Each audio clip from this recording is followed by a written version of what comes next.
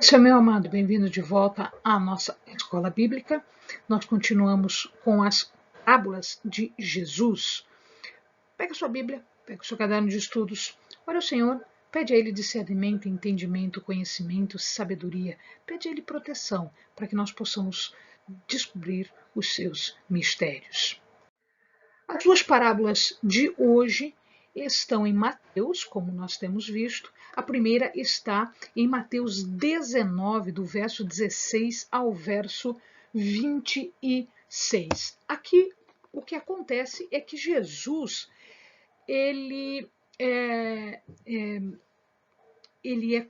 perguntado, né, por uma pessoa como conseguir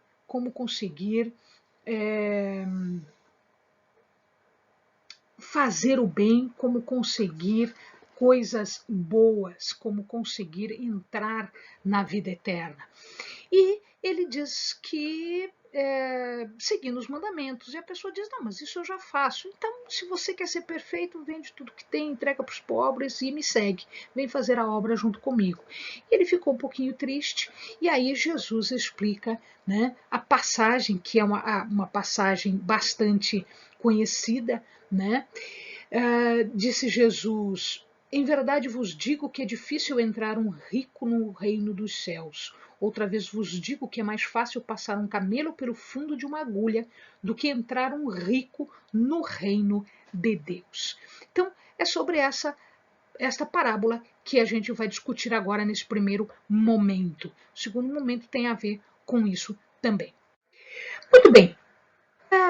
Primeiro, antes de tudo, quando Jesus fala sobre o rico, em nenhum momento ele diz o rico não entra no reino dos céus. Ele não falou isso. Ele disse que era difícil. Por que é difícil? Por que ser rico dificulta as coisas? E às vezes não é só o rico que dificulta as coisas. Às vezes a pessoa que está muito ligada com a riqueza, que ela busca a riqueza, que ela busca bens materiais. Às vezes ela não é tão rica assim, mas ela está mais interessada nas coisas materiais do que nas coisas espirituais. Então o que ele diz que uma pessoa que é rica em bens, mas que ela é pobre na graça, que ela é pobre neste espírito da mensagem do evangelho, este sim vai ter bastante dificuldade. E aquele que negligencia a sua alma, aquele que negligencia a salvação, que prefere, que ele põe em primeiro lugar a riqueza, que ele põe em primeiro lugar os bens materiais antes da sua alma, este não vai entrar. É mais fácil, diz Jesus, que um camelo passe pelo fundo de uma agulha, no fundo da agulha. Então aqui, essa aqui é uma porta lá em Israel, é uma porta, é um portal lá em Israel. Vocês estão vendo aqui a parede, né, a cúpulazinha, né? E aqui eles fizeram uma imagenzinha de um camelo tentando passar no fundo da agulha. Fundo da agulha é esta portazinha, é uma porta que tem no portão das portas das cidades, tá? Então, o que ele está explicando aqui é que se a porta da cidade estiver fechada e se só tiver uma portinhola que eles chamam de agulha, fundo da agulha, se só aquela portinhola estiver aberta, o camelo pode passar, mas ele não pode estar carregando nada, porque a carga ela vai bater e aí ele não consegue passar. Então ele tem que ser, né, esguio para passar por ali. Então um camelo sem carga poderia passar. Significa isso, que para que eu tenha a vida eterna, eu tenho que deixar tudo para trás. Eu tenho que deixar a materialidade para trás. Se os bens materiais, se a riqueza estiverem atrapalhando a minha salvação, eu tenho que deixar para trás da porta. Ele não vai passar pela porta, porque a porta, nós já vimos numa outra parábola, a porta é estreita, Não é todo mundo que passa por ela, e se nós estivermos carregados, não vamos passar pela porta, assim como um camelo não passa pela porta da agulha. E aí Pedro pergunta: nós deixamos tudo. Nós deixamos as redes de pesca, as nossas famílias, tudo para te seguir. Então aqui, amado, o amado percebe que os discípulos ainda têm uma visão incompleta do ministério de Jesus e daquilo que eles enfrentariam dali para frente. Por quê? Porque eles estavam dizendo, sim, mas nós não temos nada, a gente deixou tudo para trás. E para nós? O que tem para nós? E aí Jesus dá um puxãozinho de orelha, mas bem de levinho, né? Porque efetivamente eles tinham deixado tudo, eles tinham deixado absolutamente tudo, né? E eles estavam correndo riscos junto com Jesus. Então aqui o que nós temos uma mensagem para nós, não só a do homem rico, né? Da circunstância de deixar tudo, porque nós já deixamos tudo, nós já estamos numa outra etapa. Tudo aquilo que nós tínhamos, né, já ficou para trás, porque nós já estamos passando pela porta, nós já estamos no caminho. Aí é possível que a gente pergunte como Pedro, e para nós, o que vai haver, o que vai ter para nós? Na verdade, a gente age de uma forma um pouco incorreta quando vincula esse sacrifício por uma recompensa imediata. Isso não vai acontecer. Nós não teremos esta recompensa na sua plenitude aqui, porque o nosso reino não é daqui.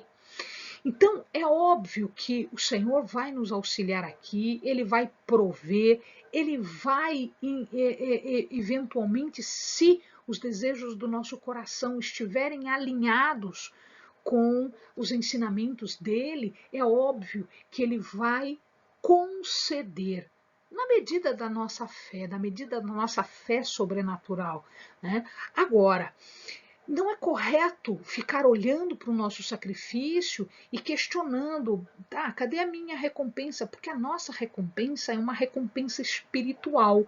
A nossa recompensa não é aqui. Nós podemos ter um adiantamento aqui, mas essa não é a regra. Jesus garante que nós tenhamos recompensa, nós tenhamos, inclusive Jesus fala para os discípulos que eles terão um trono lá junto, né, uma cadeira específica para que eles auxiliem no julgamento das tribos. Ou seja, o lugar deles no céu está garantido, né? E inclusive essas recompensas que são os galardões que nós vamos ter no reino dos céus.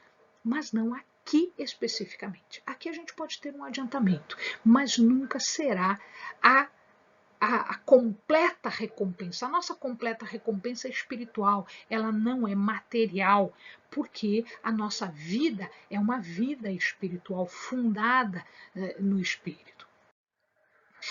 E aí, logo em seguida, no capítulo 20, é uma passagem bastante comprida, do 20, do 1 ao 16, depois o amado também para o vídeo, lê com calma, para poder aproveitar o máximo possível os detalhes. Resumidamente, o que acontece é que um dono de vinha, um pai de família, ele tinha uma vinha e ele então, como nos dias de trabalho, ele contrata trabalhadores e ele diz, olha, eu te pago um denário para você trabalhar o dia todo. Então, esta era a regra.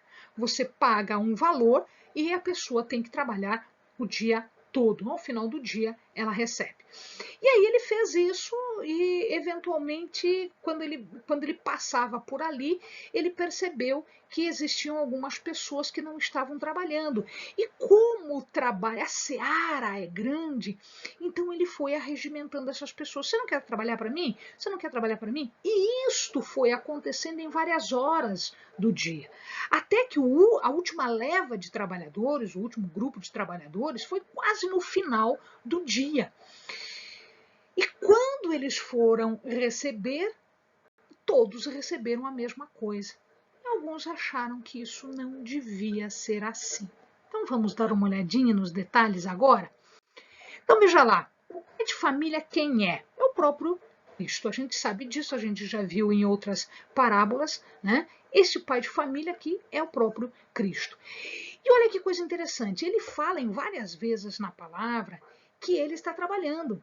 Ele trabalha sábado, ele trabalha todo dia, ele não cessa de trabalhar. À noite ele está em oração, durante o dia ele está fazendo milagres, fazendo curas, ensinando, tratando as pessoas. Então o que nós vamos ter aqui é que é, é, Cristo está nos dando uma lição de que o trabalho na vinha, o trabalho na seara do Senhor, o trabalho para Deus é um trabalho de tempo todo, de tempo integral. Cristo não para um minuto, Cristo não parava um minuto. E que coisa interessante, não só ele trabalha, como ele também busca pessoas que querem trabalhar. Então ele pergunta para as pessoas que estão na praça: vocês estão sem fazer nada? Você quer trabalhar? Opa, então por que você está sem fazer nada? Ah, ninguém me chama, ninguém me quer, então venha trabalhar comigo. Então ele busca, não só ele trabalha, como ele também busca pessoas para trabalhar. E aqui a recompensa é um salário. Este salário, depois a gente vai ver, tem um significado bastante importante para nós. Então veja lá. Normalmente, deixa eu só explicar uma coisa aqui que é super importante. O dia deles era dividido, né? Então, como ele era todo dividido, quando você fala a hora primeira, a hora segunda, a hora terceira, isto para nós tem um horário específico. Então, os trabalhadores, normalmente, eles eram arregimentados já no início do dia, quando o sol raiava, 6 horas, por aí, 5 pouquinho, 6 horas. Então, esta era a hora primeira, 6 horas era a primeira hora, era quando o dia começava. 7, 8, 9. Então, de 6 a 7 eu tenho a primeira hora, de 7 a 8 a segunda hora, de 8 a 9 a terceira hora. Então, quando ele diz a terceira hora, eu estou falando de 9 horas da manhã, que eram as nossas horas. Então, às vezes, a divisão ali, ela do dia, ela tinha 9 horas e alguns minutos, 12 horas, então dependendo da estação, quando o dia durava mais ou durava menos. Então, aproximadamente, quando eu falo 3 horas, eu estou falando mais ou menos 9 horas da manhã. Então, quando eu falo a hora 1/10, se o dia começou às 6 horas, ele vai terminar às 6 horas da tarde. Então, a hora 1/10, 11 horas depois, é mais ou menos 5 horas da tarde, 17 horas. Então, o que acontece é que eles estavam começando a trabalhar quando faltava uma hora só de trabalho, uma hora só de sol para eles poderem trabalhar. Por quê? Porque eles trabalhavam desde o nascer do sol até o aparecimento das estrelas. Então, tinha aí quase 12 horas, dependendo da estação, quase 12 horas de trabalho. Ora, quanto mais tarde eu começo, mais intenso é o trabalho, porque eu tenho mais coisas para fazer em menos tempo. Mas o meu salário é o mesmo, porque ele disse que tem que pagar um denário, então é um denário, todo mundo vai receber um denário, não importa o tempo que ficou trabalhando. Então o que acontece aqui é interessante, porque a gente vê que ele pergunta para alguns deles: por que vocês não estão trabalhando? Porque ninguém os chama. Então, veja, o mundo ele não nos dá esperança, o mundo não nos dá oportunidade.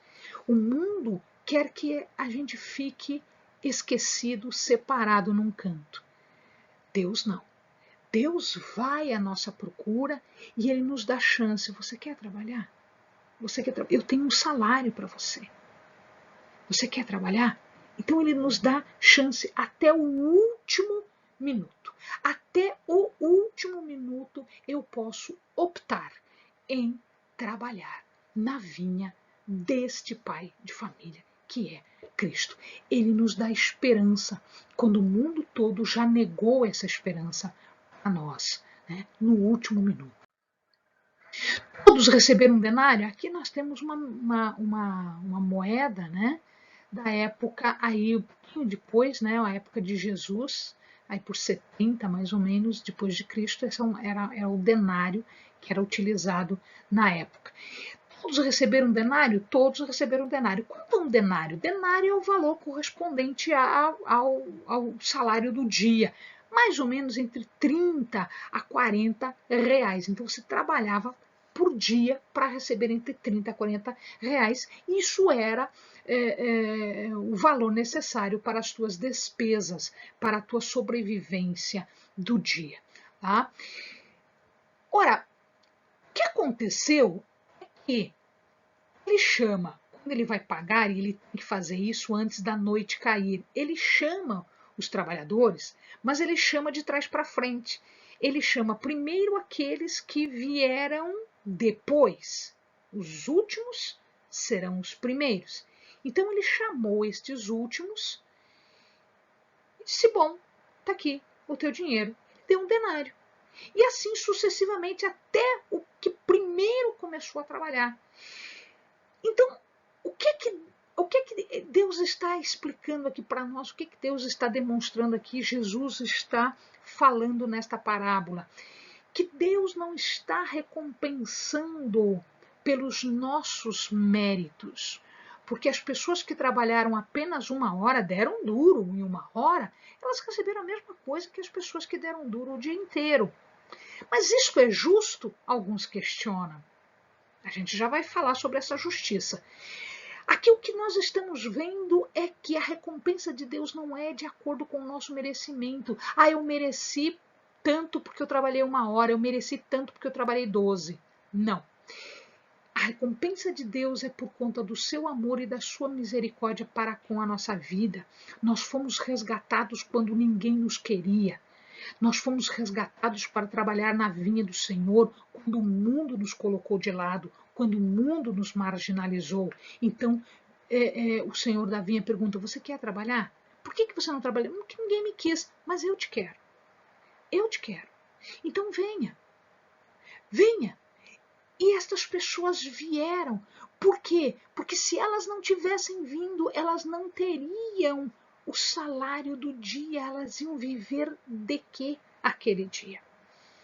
Era a recompensa pelo dia delas. E elas foram marginalizadas o tempo todo. Mas o pai da vinha, né, o pai de família, Jesus, Deus, os resgata. O contrato era trabalhar e receber o suficiente para o dia. Ora, o contrato valia a partir de quando? A partir do momento em que eu te chamo. Se eu te chamo às 6 da manhã ou se eu te chamo às 5 da tarde, começa a valer o contrato ali. E o contrato é pagar um dia de serviço. Então, aquele que trabalhou 12 horas e aquele que trabalhou 1 hora, eles irão receber a mesma quantidade. E aqui eu faço uma comparação. Quando nós estivermos na Sião Celeste, quando nós estivermos na cidade celestial, na Jerusalém Celeste, celestial, nós nos sentaremos à mesa. Quem vai sentar à mesa?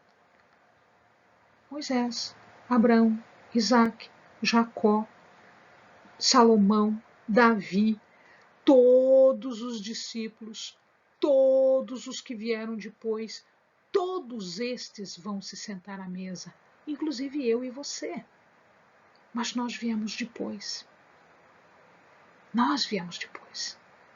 Eles começaram o trabalho na vinha muito antes de nós. Eles trabalharam, alguns deles trabalharam a vida inteira por um salário, pela salvação, pela vida eterna, pelos galardões lá do céu. Mas todos foram chamados, todos atenderam o chamado. Eu e você estaremos sentados à mesa com estas pessoas. Por quê? Porque elas já trabalharam, elas já fizeram, e por muito mais tempo, e muito antes de nós. Assim como aquele criminoso que estava na cruz do Calvário, do lado de Cristo, ele disse: hoje mesmo estarás comigo no paraíso. Ele foi chamado, não foi na última hora, foi no último, do último, do último, do último. Estes estarão lá, sim, estes estarão lá. Então a reclamação aqui destas pessoas eram: mas não há justiça, não é justo. Começaram a reclamar. 3 aspectos são importantes aqui para nós observarmos. Primeiro, injusto. Será que é injusto? Será que Deus é injusto? Não, ele cumpriu o contrato. O contrato não era: venha trabalhar que eu te pago? Sim. Ora, se eu começo a trabalhar às 6 horas da manhã, qual foi o contrato que fizeram comigo? Se você trabalhar o dia inteiro, eu te pago um denário. Beleza. Topou? Topou. Quanto eu recebo no final do dia? Um denário. Beleza. Aí eu fui chamado 3 horas da tarde. Qual é o contrato? Se você trabalhar até... você vai... Trabalhei. Quanto eu vou receber? Denário. Aí eu comecei a trabalhar às 5 horas da tarde. Eu trabalhei. Agora, quanto eu vou receber? Um denário. Onde está a injustiça? O contrato é muito claro. Segundo lugar, Deus é soberano. Ele age com misericórdia, ele dá dos seus bens, ele dá das suas coisas de acordo com a sua vontade, que é perfeita, que é soberana. Deus tem uma vontade perfeita e soberana. Portanto, ele vai fazer aquilo que ele quer fazer com as suas coisas, com os seus bens. Se ele está te prometendo vida eterna no último fôlego da tua vida, quantos nós conhecemos que ganharam a vida eterna no último fôlego? E que o seu exemplo, o seu testemunho que foi contado por outras pessoas, serviram para a vinha do grande. Serviram. Foram testemunhos. Foi uma obra de minutos, mas foi um testemunho gigantesco. Ele é bom. É graça. Então, aqueles que estavam à margem, aqueles que estavam sem esperanças, eles foram alcançados antes da morte. Eles foram alcançados antes da noite, porque à noite não há trabalho. Depois que nós morremos, não há o que fazer. Ele teve graça, manifestou graça para conosco. Então, amado, não se questiona a justiça, a soberania e a graça de Deus. Amém? Bons estudos.